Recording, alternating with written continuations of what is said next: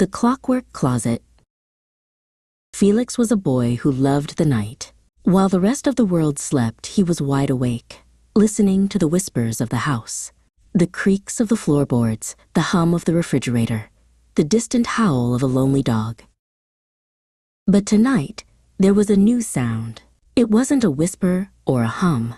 It was a rhythmic tap-tap-tap coming from his closet.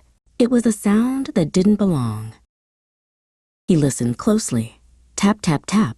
It was followed by a soft, metallic clink, then a tiny, almost musical whir. It sounded like a tiny machine coming to life. "Hello?" he whispered to the closet. The sound stopped. The silence was louder than the noise had been. Felix held his breath.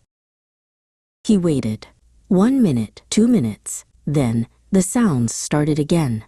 This time, they were faster. Tap, tap, tap, clink, whir, whir, whir. It sounded like a frantic dance. With a deep breath, he slowly turned the knob. The door creaked open, revealing a sliver of darkness. He peeked inside, his heart thumping.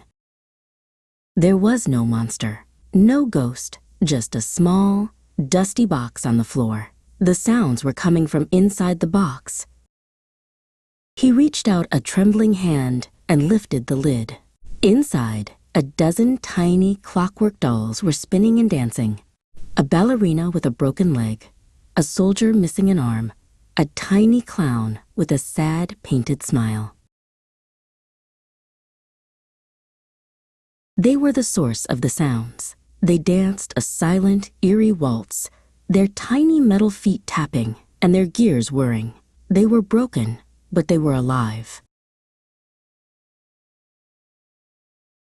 Felix didn't feel scared anymore. He felt a strange kind of wonder.